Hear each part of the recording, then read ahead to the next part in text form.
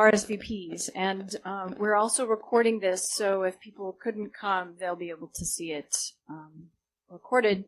Those of you coming in from off campus, we thank you for joining us and finding parking and all of that on a warm afternoon.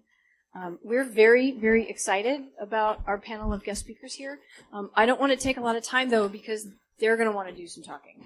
We'll save some time at the end for questions and discussion, and there will be a brief interruption. We have some waters coming for our 5 guests, but other than that, we're excited to hear from you. So first, I'd like to introduce Simeon Yates, who's going to speak first. You're welcome to just sit there and do the speaking, or you want me to turn your slides? No, I'll stand up. Stand up and do your thing. Okay. Calms the nerves. Right. Yes. And just to kind of clarify, second, we'll have Laura Robinson from Santa Clara. Third, we'll do Chuck House from Novoscape. Fourth, let's do Jennifer Fitzgerald. I think I'm mic'd up.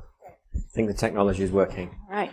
Well, good afternoon, everybody. Can I just thank the university and Catherine for inviting me here.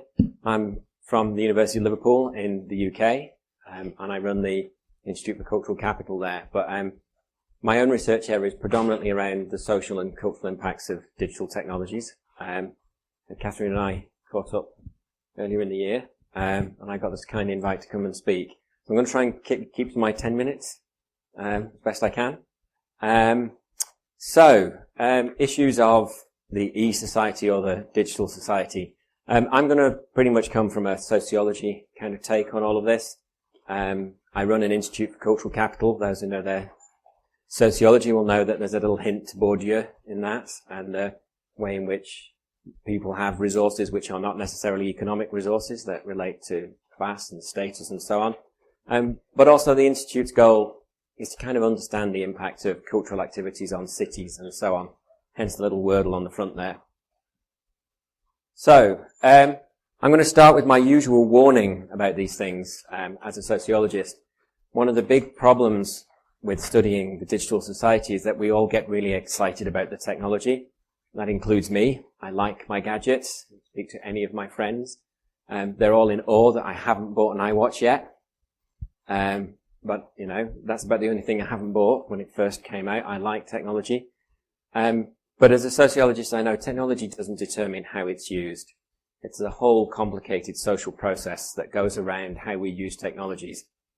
But if we listen to the pundits, and we also read sometimes the stuff from our computer science colleagues and others, the focus is on the technology and what it will cause to happen. And what I'd like to talk about just briefly for 10 minutes is a different perspective. That actually this is all really about culture and social processes. And for those who want to read up on those things, there's some very good stuff written by Steve Woolgar on the dangers of technological determinism sneaking into your arguments.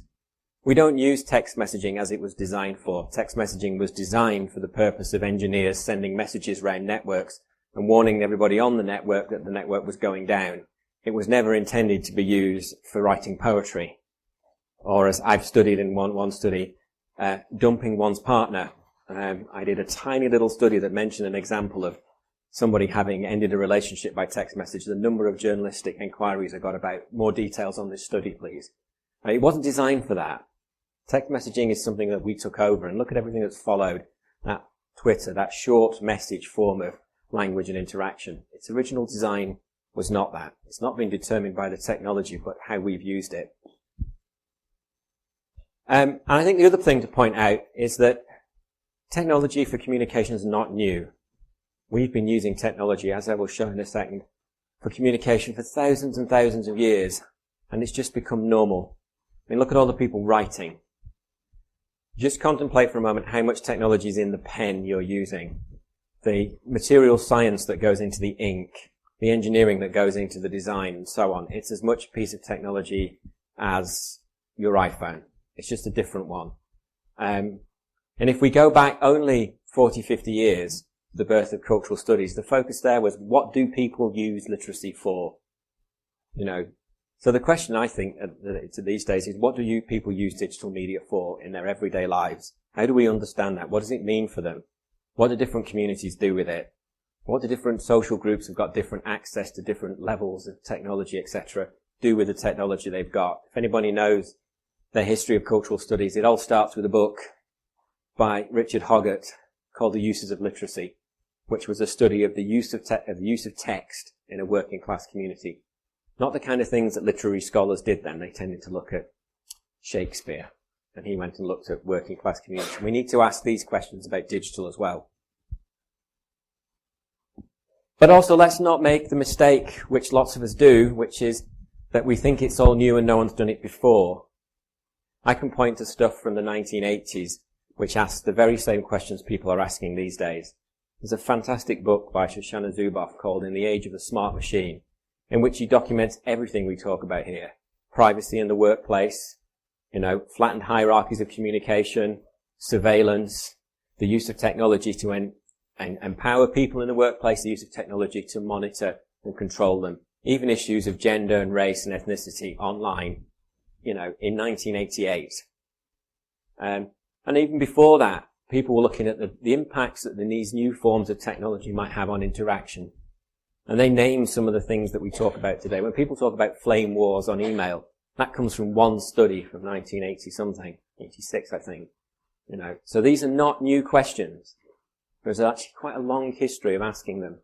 But every time something new comes out, whether it's Twitter or Facebook or whatever, everybody rushes to ask the same questions again. I would argue, if we have students in the room interested in these things, go and read some of these early things. They are insightful. But why do I think it's important? Like I said, we've had communications technologies for thousands of years. There's number sticks from 4,000, 5,000 BC. There's, cuneiform. We've had technologies, whether it's clay and styluses or iPhones, for communicating for thousands of years. But what I think is quite interesting, if we look, the number of technologies in this room for you to communicate with somebody else is the most there's ever been. From your iPhone, from where you're sat, you can talk to just about anybody in the world in just about any medium. We've never had that before. So there is a change. There is something different. And if you look through the history of it, it has only been since 1970-something that this takeoff's really happened. I make the joke, we are boiled frogs, if you know the analogy. That the frog in cold water that's heated up will stay there till it's cooked. If you try and put a frog in boiling water, it would jump out. If you took someone from 1970 and showed them the communications world here today, they would be probably horrified by some things and wouldn't believe others.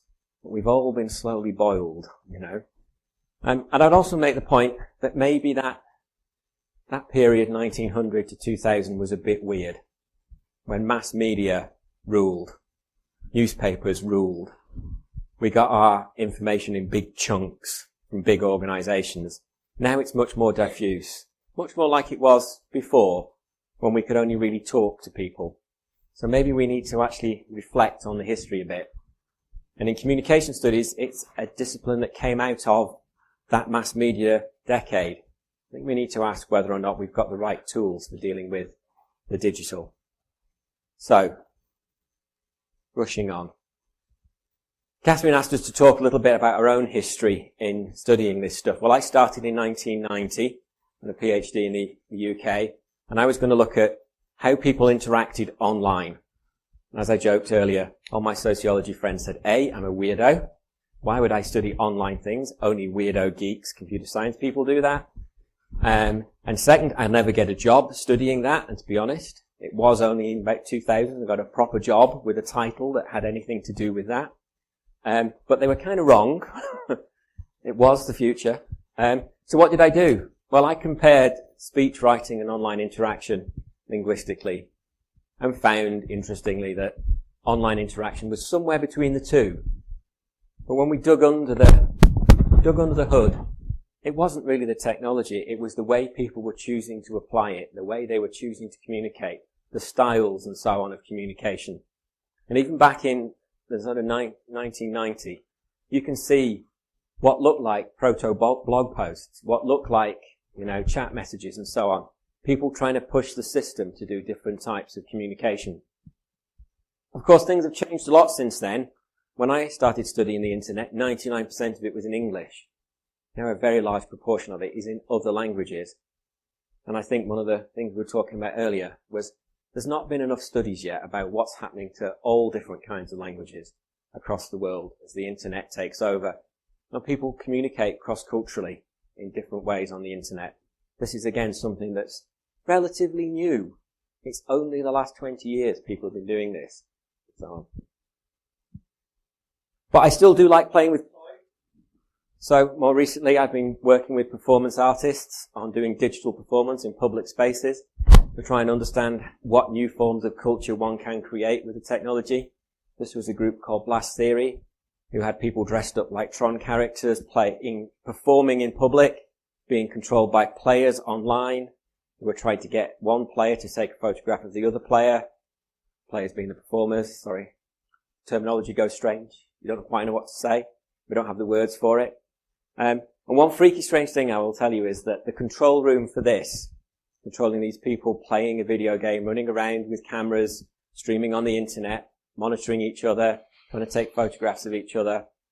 The layout of that control room was exactly the same as the Northeast Counter-Terrorism Unit, where, on a different project I was working, where they too are monitoring people who are running around with cameras trying to watch people. And it's interesting the way that the organization of these activities were very similar, because that's what we were studying. But the point here is you've got a whole new way of doing performance and culture that just didn't exist before technology, and we need to start understanding what are the new means of producing and consuming culture that just didn't exist before. And again, I don't think we've got our head around all the possibilities yet. But I can't feel good about myself if I spend my time playing with performance artists, because there's an awful lot of people who don't get to play with performance artists and do digital things. And in fact, on that project, we had a moment where one of the performance artists, coated in technology, looking like a character from Tron, ran round a corner to a group of homeless people living in cardboard boxes. And the juxtaposition of those two different worlds was quite striking. So at the same time, I've been doing projects on digital inclusion and exclusion. This is data from the UK. And it's still the case in Britain that more than half of the people who are essentially in the lowest socioeconomic groups, who are on benefits, or are working but poor, they're in poverty but they're working, half of them are still effectively, functionally not online. And also more shockingly, lots and lots of small businesses, which we are talking very small businesses like cleaners, like people who do basic building work and so on, they're not online as businesses. There's still a large proportion of the British population who are digitally disadvantaged, and that's also true in the States. So we need to understand what's the relationship between those of us who walk around with, more computing power than existed in 1970 in our pockets globally. We have our world in our pockets, and those people who don't, and how their different social experiences will be. And I think that's a long-term question for the future. Because unlike what the British government thinks currently, which is that when all the old people are not around anymore, you work out what they mean there, everybody will be online. That's not the case. There will still be digital inequalities that we will have to understand. So to finish, my joke, I always finish one of these talks with, one of the problems we've got doing digital society research is everybody wants to know what tomorrow is going to look like. And in fact, that's part of our job, isn't it? To try and work out what the implications of all this technology are. But we're not very good at it. We often get it very wrong. And I like this cartoon from 1950-something, which says, because everything in her house is waterproof, the housewife of 2000 can clean her home with a hose. And there's wonderfully wrong things with this. And so take one technology, plastic, assume everything will become plastic. How many internet phenomena are assumed once we've got that's going to be everything? Second, that technology might not change our social relations. Maybe the technologies behind plastic and washing machines and whatever, part and parcel of the fact that it sounds so anachronistic to say the housewife. Yeah. Social change and technology go together. So with that caveat in mind, I think the challenge for digital society research is to say something sensible about what is happening and what might happen, but without falling into that technological determinism. It will. That's the end for me. Thank you.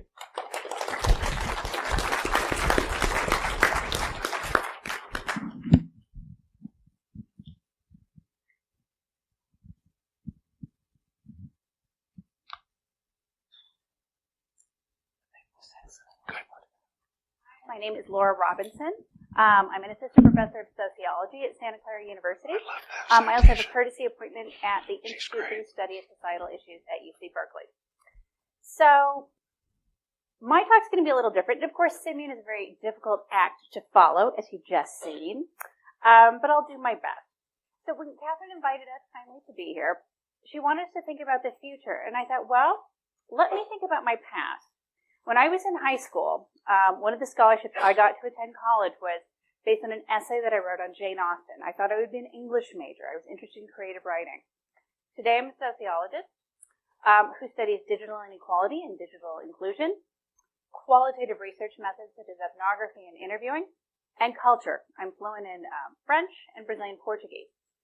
Now there's a fairly big disconnect between that. So what I'm going to talk to you about today is, yes, the future of digital technology, but also the future in your lives. Because after I graduated from a BA at the University of Southern California, in, yes, French and English, the best advice I was ever given was from a family friend. And he said, it's okay that you don't know what you want to do, but you need to have a goal. And as long as you're working towards that goal, other windows will open. You just have to keep working hard and moving forward. So with that in mind, I went to France and I did, yes, a master's in Irish studies. And my parents are very supportive, God bless them. And I ended up having to study translation and all this stuff and then becoming fluent. And again, I'm very humanities-based, etc. Now, you may recall this, well, maybe many of you won't. It was the mid-1990s. There was this guy named Al Gore. There was this thing called the Information Superhighway. And I'm in France, and then I get this chance to study media studies. And as Simeon said, this is old school media now. This is like TV and newspapers and magazines. And I go to my professor and I said, there's this thing called the internet, and there's this thing called America Online, and I think I want to study it. And believe it or not, my mother was faxing me notes from my sister, who was a high school student, about America Online and what it meant to chat. Because I didn't have the internet in my apartment in Paris, and yet I wrote my master's thesis on public policy to get people online. Fast forward, I think, well, I guess I better do a PhD. So who's studying this thing called the internet? Again, dial up. I'm looking at people. I finally find Manuel Castells at Berkeley and Peter Kollick at UCLA who are studying this internet thing. So I decided to go to UCLA to study under Peter. And Peter is studying eBay. Back in the day. And he was studying these things called transformers. Anybody know what those are? They're the glass things that are on top of utility poles. And he was studying rating systems, etc. So I've come from this humanities background. There's this thing called the internet. And now I'm studying with this guy in this online auction house where they're transformers and reputation systems. So I'm like, hey, okay, whatever. And here's where I want to introduce the concept of serendipity.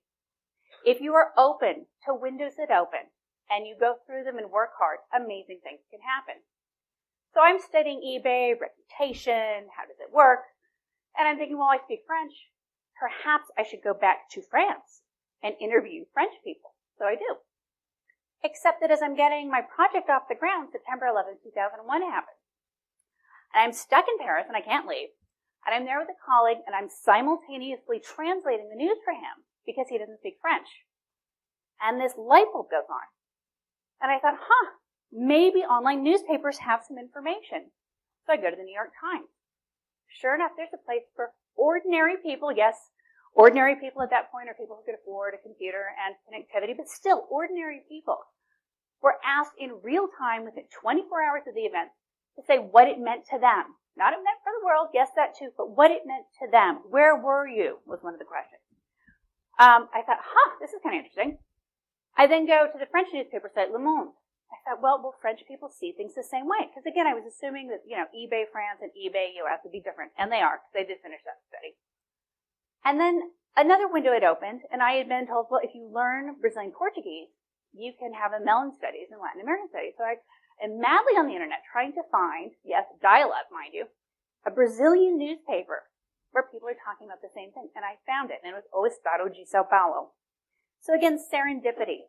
This opens this amazing research agenda for me where I'm studying culture, online interaction, and how people are using this new thing called the internet, et cetera, to talk to each other in very real ways, and what this means for in-groups, out-groups, spheres of moral concern, moral accounting, identity, national identity, etc. And by the way, the Brazilians are awesome. But you can read my work at laurarobinson.com if you'd like to know more about that. So, finish up my PhD, and what's the next step? Well, I thought it'd be more international and comparative stuff. But this other window opens, and it was the Digital Kids Project, a MacArthur-funded project at USC Annenberg. So again, I'm thinking, because I've been studying these elite, highly resourced people, well, everyone's on Wikipedia. Now, granted, this was in 2006, I know, light years ago. So I go to where I grew up, in agricultural California, where we have cowboys, and you could learn to be a butcher on my high school campus. And I go to see high school students, and I said, so, how do you use Wikipedia? And the answer was, well, I have to get on a bus, and then I go to my aunt's house. And if my aunt is home, and she lets me use her computer, I push the start button. I then push the start menu, and then I open, and oh yeah, what browser was it? It was Explorer? I don't remember. It was something. Netscape. It was was it? Mm-hmm. I know, right? And this light bulb goes on for me. Now, I had known I was in a blue-collar, working-class town growing up, but because I'd only studied elites until then, early adopters of eBay, people in online political discourse who feel like they have the right to have opinions about world events. And all of a sudden I did this double take and I thought, there's a world that doesn't exist for a lot of people. And this started to get another project on digital inequality, or as the Brazilians call it, which I like much better, digital inclusion. So I started studying this high school kids, etc., and it leads to this series of projects about gender, information seeking, career and college planning, and how people with unequal access to resources of any kind, including TV, television, newspapers, and the internet, are at a disadvantage for career, college seeking, and academic performance. I also, thanks to peer reviewers in an article, found a solution with an intervention for a school-based approach, which is another story. But yet again, another window opened because I'm looking at different policy implications. Well, how do we solve these things? And I come across digital inclusion, or inclusão digital. And the Brazilians are way ahead of us.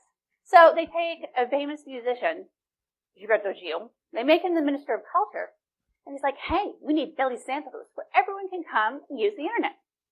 Now, those of you who may have been following Brazil, and if you're not, you should, because it is half the population of South America and a third of all of Latin America, even though no one seems to know about it. I love it. And they have what has been called, except for the crisis this spring, a nova classe media, this new middle class, which is highly tied to economic, social justice, and people actually having the means to consume things and go on the internet. So the final window, so I'm fascinated by this, and of course this means I have to spend time at home every night watching my telenovelas, because I have to get my Portuguese up to understand what I'm reading online. And this opens my current work, which is social media, peer production, in response to telenovelas, and how people of different class backgrounds see these stories, which are increasingly about class and upward mobility in the Brazilian telenovela, and how are people of these new and older internet generations producing content or not producing content. So, my thought for the future: interdisciplinarity, serendipity, multi-method approaches, international, global, and comparison. I know many of us tend to look at the social world around us and assume that everyone is like us. Well, let's get beyond our city, beyond our state, beyond our country, and beyond our continent. Let's all learn foreign languages and, as Simeon indicated, see what people who don't speak English or live in other parts of the world are doing online, because we do have a lot to learn from them. Finally, I'd like to thank Catherine for organizing this, the iSchool for generously having us out here, and the university, and for all of you for attending. So thank you very much.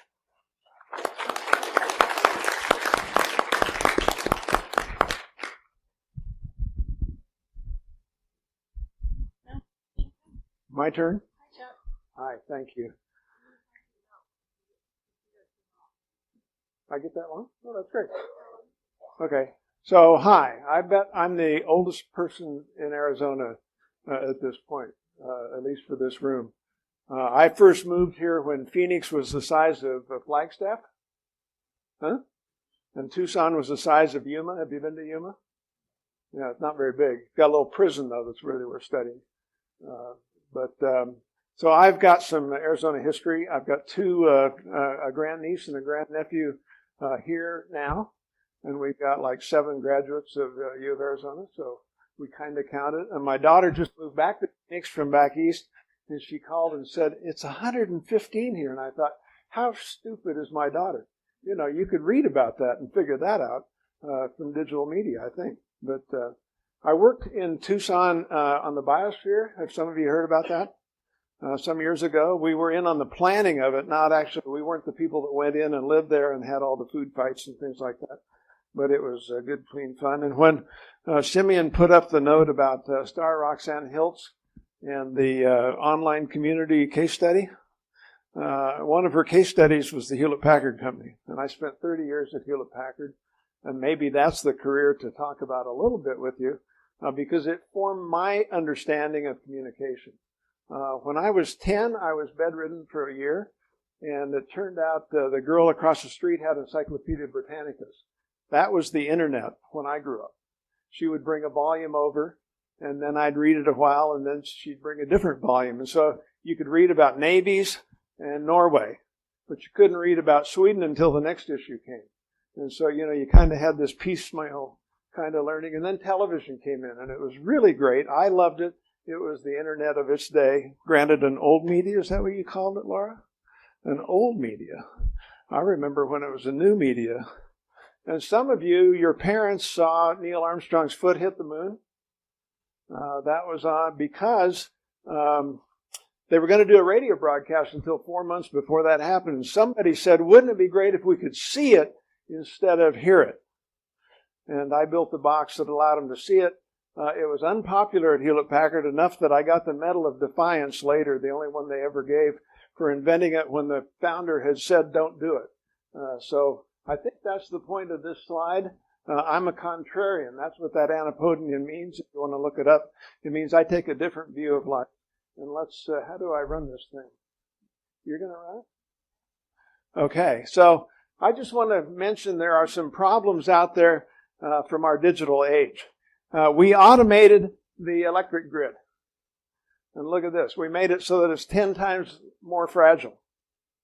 Isn't that cool? The next one is actually is a build. You may have heard of COPD, chronic obstructive pulmonary disease. You may not know that it's the only one of the top 10 killers in America that has been growing. It's tripled in the last 40 years. It's now up to 3rd place. We rate these things. You know, so it kills more people than strokes do. There's no research on it. There's no cure for it. And we know the cause. It's smoking, right? You gotta, when I do that, okay. So that is an extra minute. Okay. So, I want to talk about the 3 big C's and the 3 little C's of calculus. How many of you have taken calculus? Love it? Isn't that a great course? So there's differential calculus, integral calculus, and vector calculus, right? And then there's the 3 little C's. Anybody know what they are? Conformal mapping, convolution integrals, and celestial mechanics. Huh? You've got an astronomy department here, for crying out loud. Those are the important ones. This is called conformal mapping. This map, with all the colored areas where lung cancer happens, is pretty much the same as that map where they sell cigarettes. Huh? Isn't that a great correlation? And COPD is a smoker's disease. The AMA has steadfastly insisted that for the last 60 years, and that's why there's no research money. Show the next slide. Here's where people die from COPD. Notice the correlation. If you're in a smoking state, you don't die of COPD. If you're in a non-smoking state, you do.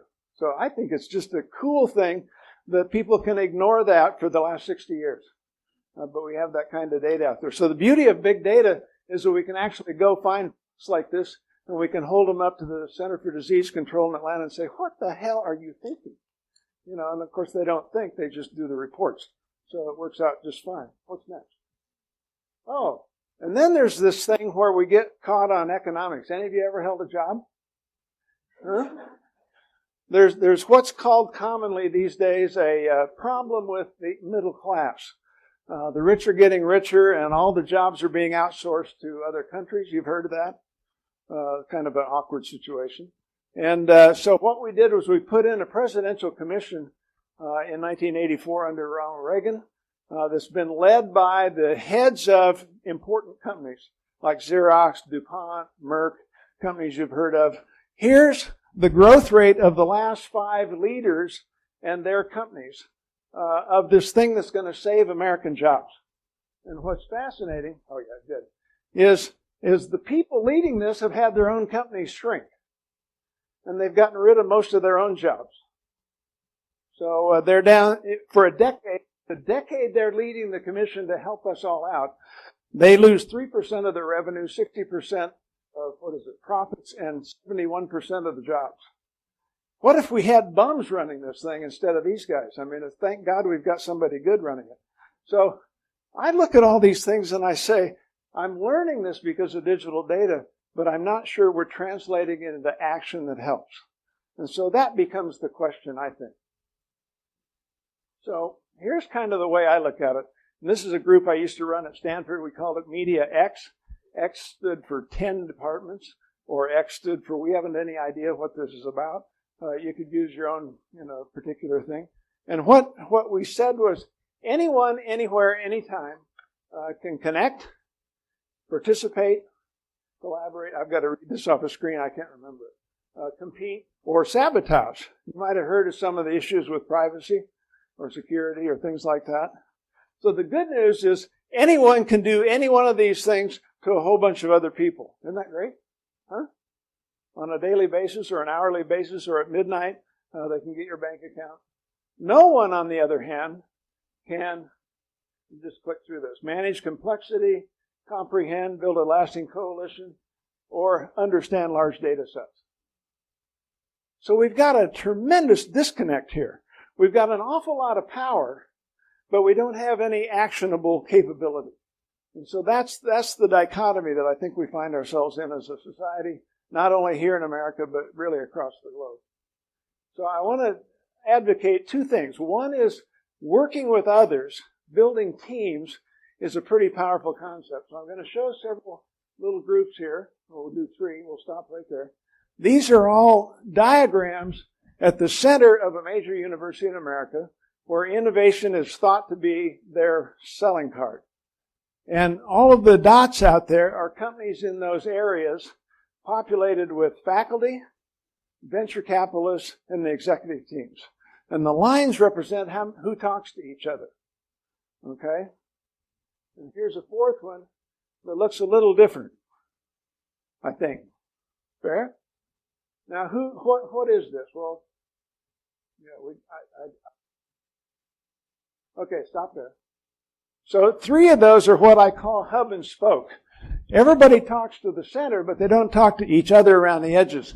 The one up in the upper left, a lot of connections are around the edges and not to the center. Okay, who are the schools?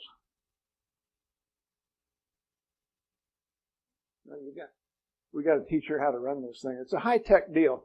But so Berkeley, we heard about Berkeley. You went to Berkeley, right? You're in residence there. And you live there. Oh, my wife's a 4th generation Berkeley girl. It's really awkward. Harvard, you've heard of that. That's back east somewhere. And MIT, I'm not sure what that stands for, but, And then Stanford, now I know they beat you in football 2 weeks ago. Leave that aside. Other than that, they're a pretty good place. But that's a mesh network. And when we got these graphs, the question was, is this real? And so we interviewed 20 faculty who had just come from either Harvard or MIT and found out they were sore about things. And you say, what are you sore about? They said, we came here because this is Silicon Valley. This is where all creativity happens, and we wanted to be part of it. And what we're finding is they don't come to campus to talk to us. They talk to each other. We have to go out there. Whereas at MIT, they came to see us. We were the center of the universe. So it's kind of a proof positive of what happens. Well, the point is collaboration of a lot of minds on a lot of topics can solve things in a very different way. And I think we've heard that from the first speakers. So we're supporting 2 new things that I think matter. First, Here's this conformal mapping, statistics, large data set visualizations. If you don't know mathematics in a useful, go-to way, you're going to be hampered in the go-forward time. I believe that. So fundamentally, I put that first. And then second, I'll echo what Laura said. If you don't learn how to collaborate and become globally aware, you're going to miss the point also. So get out there, get experiential, and have fun, and best wishes.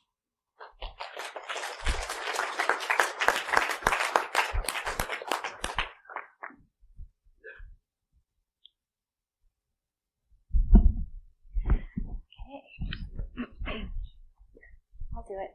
8 minutes? Okay. Hi, everybody. My name is Jennifer Gibbs, and I'm an associate professor of communication at Rutgers University. I also direct a master's program there in Masters of Communication and Information Studies. And I thought I would structure this talk by telling you a little bit about my research and some of the findings that I have that are related to digital media and its role in society and kind of some broader themes.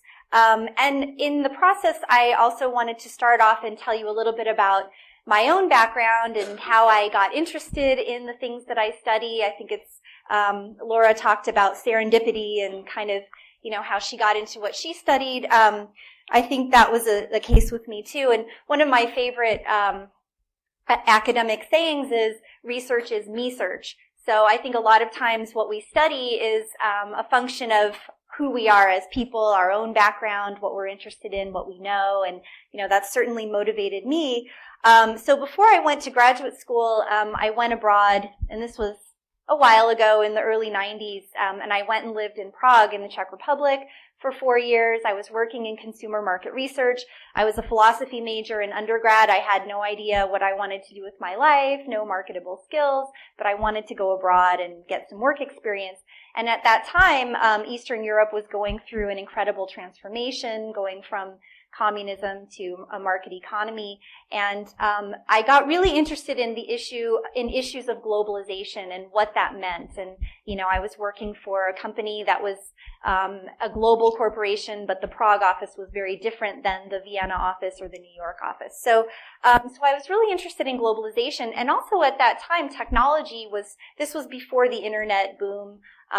In the Czech Republic, in the early 90s, like 30% of the population had a landline telephone. So people were not very connected technologically. Usually if you wanted to get in touch with someone, you would just go and see them face to face or run into them. Working in business there, I would spend an entire day trying to send a fax sometime. So communicating was difficult. I think by the end of my 4 years there, we got one email account for the company that we all shared, and it was dial-up, so you could spend hours just trying to dial up and get online, and then the next person would want to use it. So when I returned to graduate school at USC, the Annenberg School of Communication, this was in the mid-90s, and the World Wide Web was the big thing. Everybody was talking about the web and the transformations that it was going to cause, the information superhighway, the internet, how this was revolutionary. And it's really interesting.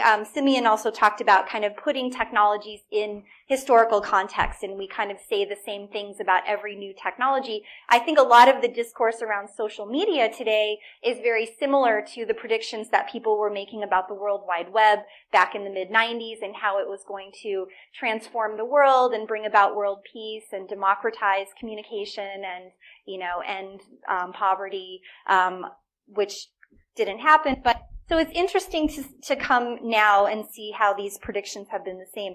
So I wasn't able to study globalization writ large, but I got really interested in global teams and how global teams collaborated across time and space and cultural boundaries using new technologies. And so a lot of my early research was around more of the social factors. The technology was not able to solve all problems, but there were a lot of communication challenges and collaboration challenges to trying to work globally and work in a project team where people may never meet face to face. And so a lot of that work studied ways of overcoming challenges through developing a psychologically safe communication climate, through developing identification among team members and with the team, through building trust with team members.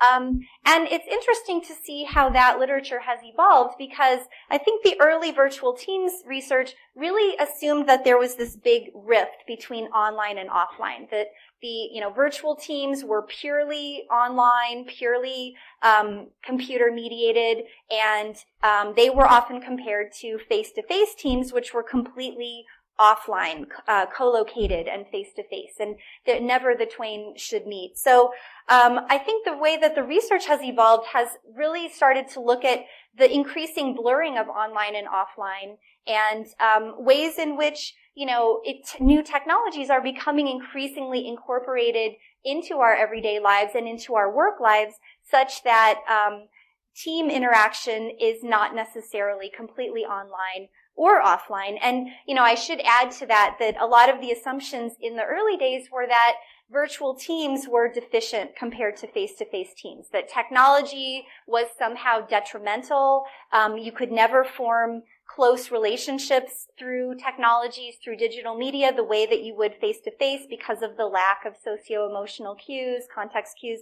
And that has really given way to the recognition that it is possible to have rich social processes, social interaction, to build trust, to build identification through communication technologies. And so the research has really gone in that direction. And in the process, I started to focus more on the role of new technologies and try to theorize, this distinction between online and offline and what role new technologies can have. And, you clearly don't want to be technologically deterministic and assume that technology will cause or change things. But I have started to look at the affordances of new technologies and what it is that one tool might afford compared to another. And so in the process, I conducted some other research on online dating. And again, back to the research is me search, saying I met my husband on Match.com back in the day when it was very new, and I don't think I even posted a photo at that time.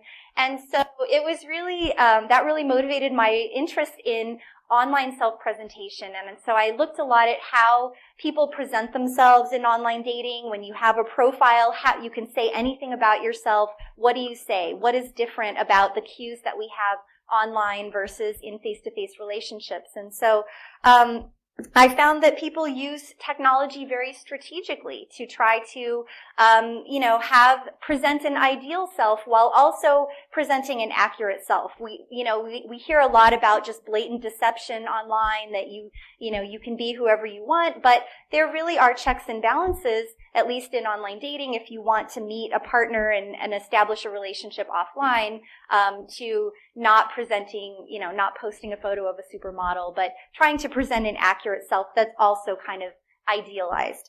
And so in the process, I've started to look at the role of new technologies in the workplace and how social media and enterprise social media in particular can be used strategically for self-presentation in work contexts, as well as to share knowledge and to foster relationship building. So in large distributed organizations, now we've got this social media revolution, and there's a lot of hope and promise of enterprise social media revolutionizing companies and helping large distributed organizations share knowledge more effectively and build relationships at a distance.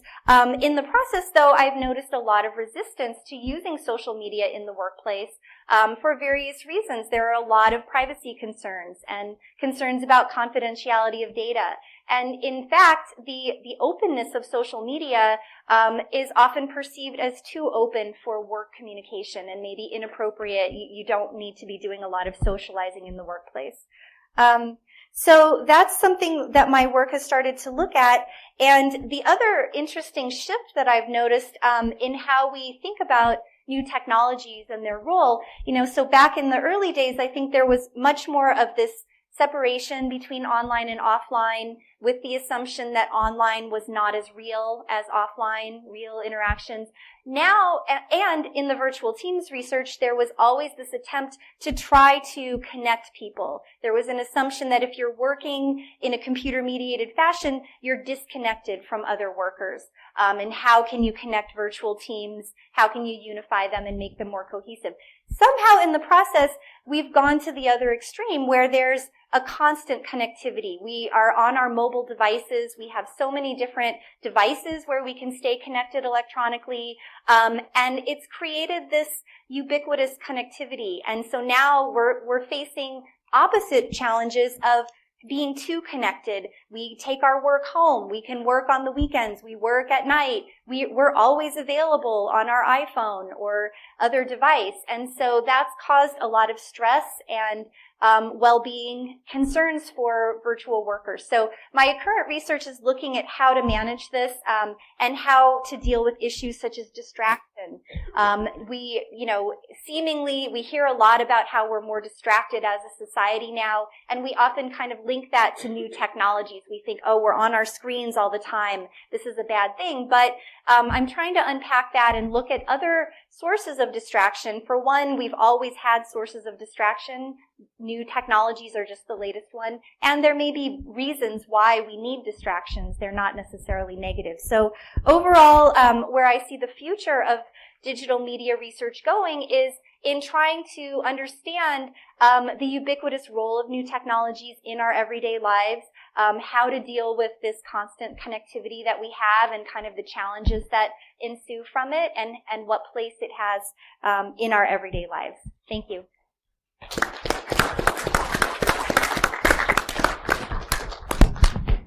Do you need this? Yeah.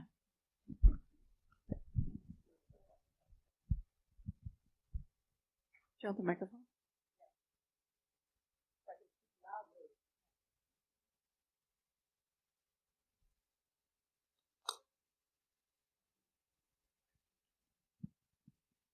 Check.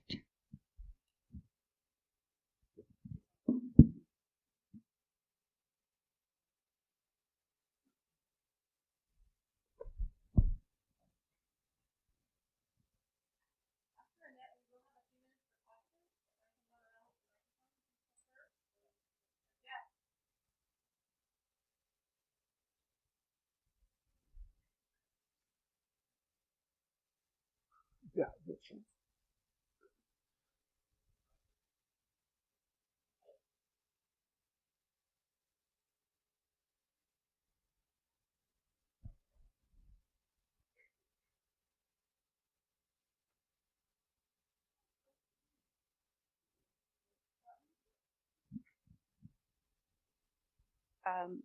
So my name is Annette Markham, and I'm a professor of information studies at Aarhus University in Denmark. I'm also affiliated with the School of Communication at Loyola University in Chicago, where I do work with digital ethics. Back in 1996, I started studying the internet by interviewing people who considered themselves heavy users. And that could mean anything from, 30 minutes a day checking email to 18 hours a day in virtual worlds. It was then that I got really interested in studying how devices and platforms for interaction are changing us, or if they're changing us. So I've been studying that ever since, and it turns out that I'm now studying methods. So what I'm really interested in is how we, as scholars and researchers and data scientists, or as architects and designers of technology, how do we study the internet? How do we study the digital? How do we think about technologies and conceptualize and define those terms that surround digital culture, whatever you want to call that? And how do our conceptualizations then frame our processes of inquiry. And then how does that influence the way we produce something that we might call findings, or something that might look like the network maps that we saw a little bit earlier?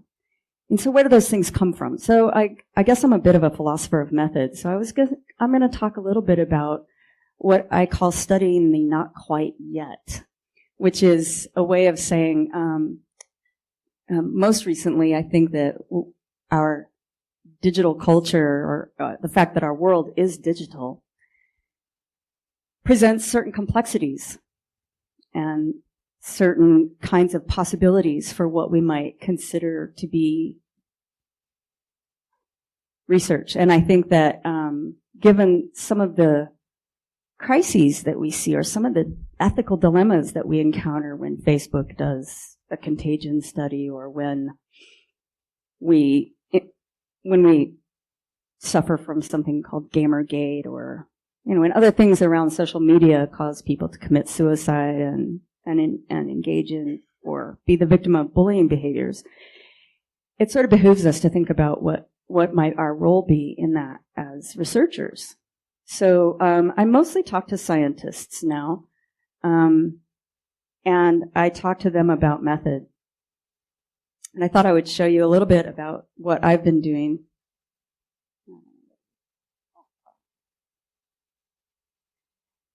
So if you look at the very right side, the latest talk I gave was at Microsoft Research Labs in Boston in April about ethics. Only I didn't call it ethics. I called it the creepy factor, because for computer scientists, ethics doesn't mean, it's not that ethics doesn't mean a lot. It's just ethics is a very abstract term.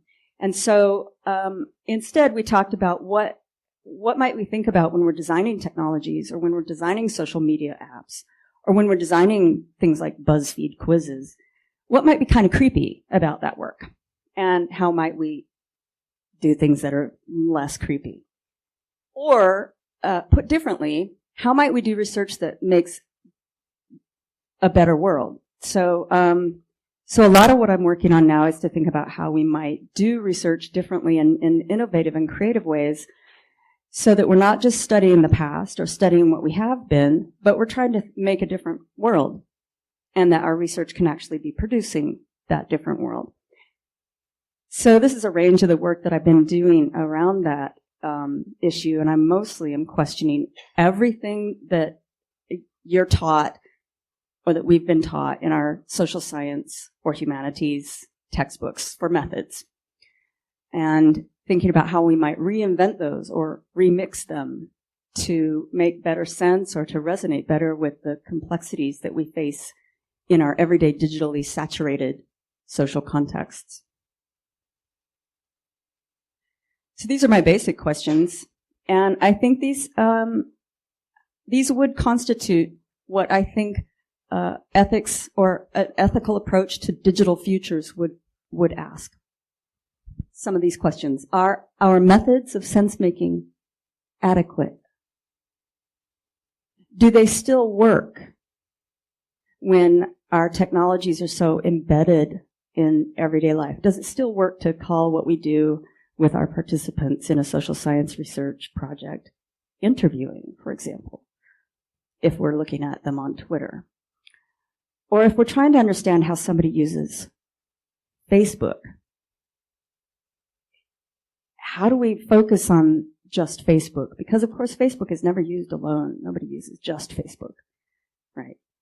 So I'm looking at a lot of questions about our methods of sense-making adequate. And then I also think about the fact that our methods have, for a long time, focused on certain kinds of ethical issues, like privacy. And while that's very important, is it the right question?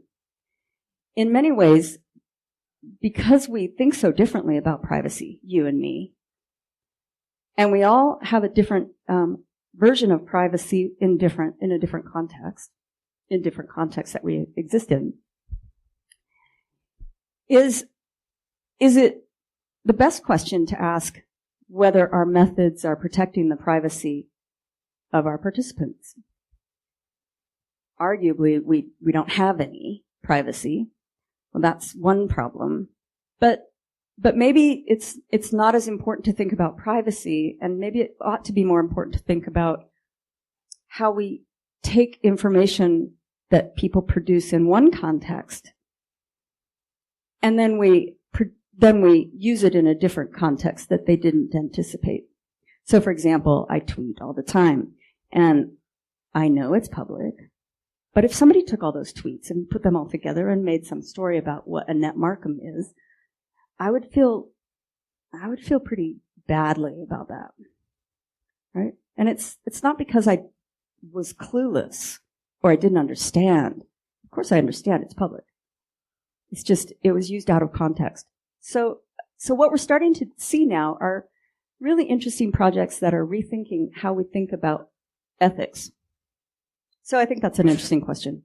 The third question I think we have, which is actually now number 1 here, again, is how can we translate traditional methods into frameworks that better fit into complex, contemporary mediated contexts? That's too big of a question to address here. So I'll just move on to the next, which is to say, what kind of possibilities might emerge with a future-oriented approach to inquiry in both process and product? And so I want to talk a little bit about that and some projects that we've been doing at the University of Aarhus in Denmark. This is a research group that I lead at Aarhus University. It's called Future Making. And it's kind of where it's an umbrella for people who don't fit anywhere else, kind of. So, it's a place for troublemakers. People who want to study the near future rather than study the current. And so let me tell you about a little project that a few of the projects that we're doing. So, in the first Creating Artifacts for Future Archaeologists, what I'm doing here is I'm working with youth, relatively speaking, so people from, say, 18 to 30. And I'm training them to be their own ethnographers. So they will take a look at their own social media life through the lens of an anthropologist, and they will then try to make their own social media life foreign to themselves. So they'll go study so it would be like Annette goes out and studies the foreign culture of Annette's social media. And in this way, what I'm having people do is take a very phenomenological perspective on their own lived experience to consider and then archive those things that later will become artifacts for archaeologists in the year 2060. And by doing so, what we're finding is that once people start to scrutinize their own social media use and think about it as a future product, they start to become much more critical of their own social media behaviors. It's also a great way to figure out how much time we're wasting checking Facebook on my phone, and then 2 seconds later checking Facebook on my laptop, and checking Facebook on my phone again, and then looking at that evil red dot that tells me there's a notification that I might be missing out on something. So that's one project where we're not studying, we're not trying to discover anything about people's general social media practices. What we're actually just trying to do is get people to be more aware of their social media practices. So in this way, research is less like collecting information and building knowledge, and more like activism, where we're trying to intervene in people's future lives. That's one project we're doing. Another project we're doing is about producing ethics for the digital near future, and this might be where we look at how algorithms perform in our everyday lives and the ethics of that. So, for example, I just did an analysis of BuzzFeed quizzes. How many of you have taken a BuzzFeed quiz? Yeah. Okay. So what I do is I look at how BuzzFeed quizzes and the logic of the algorithms of the code that underlies BuzzFeed quizzes actually teaches us a certain way of thinking about how personality is built and what what we are as humans, and how that the structure of BuzzFeed quizzes actually functions very persuasively in shaping how we think about ourselves. And I don't know if the makers of BuzzFeed quizzes or those people who invented that kind of an app think about that very much, but the ethics of that becomes of great concern, because when we develop very simple and playful and banal and mundane games online, we're also building the future. We're building very persuasive technologies that help people think about their lives. So that's an ethical question, and I think it's an interesting one to ask. We're also doing some research with digital learning and thinking not about what we can do now, but how we should be teaching 10 years from now. So for me, the future of digital ethics is actually one, in terms of research and how we think about doing research. If we think about studying the not quite yet, we can get to some really creative and innovative places of inquiry. Thanks.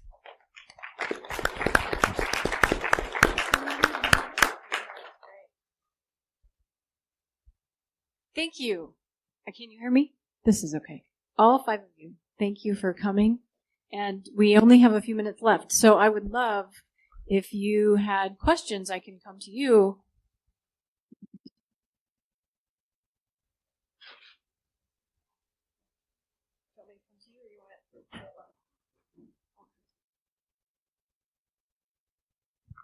I had a question for Annette. You were talking about the ethics of the algorithms of BuzzFeed, and I was wondering if you had ever looked at the implications of more complex algorithms, such as the output of Google or Facebook based on someone's profile or their search history.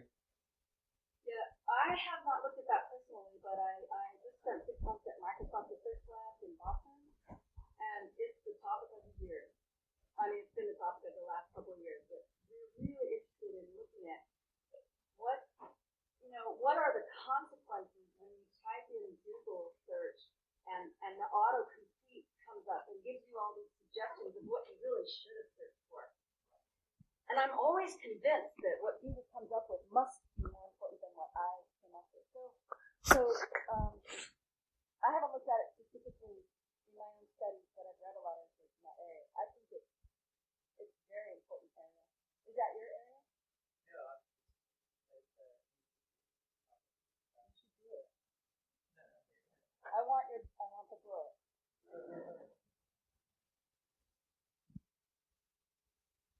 Other questions?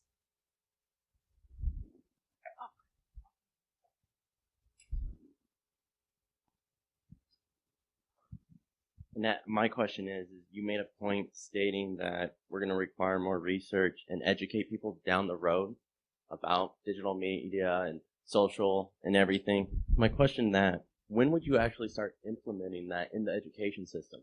High school, middle school? I know middle schoolers and even elementary people that are using social media. So, and would it be classified like a sex ed, a driver's ed? So how would we implement that in the education system? Because education and now technology is actually changing the world. And if we're not educated enough as a country, we cannot push the envelope or the bar. So how do we teach younger generations that are going to surpass us to actually be responsible and push that? It sounds like you already have some ideas. But it should be like a very basic fundamental literacy. I mean, and we used to talk about media literacy, and now information literacy is just critical. And it doesn't take much to get people really interested in studying their own social media use, because they're fascinated. Once you get them to dig in, then they'll do it for you. And then they become critical of their own use, and then they can start to do other kinds of inquiry themselves, even at young ages. So I don't know. I hope you are doing it. When you can get on an iPad, do everything.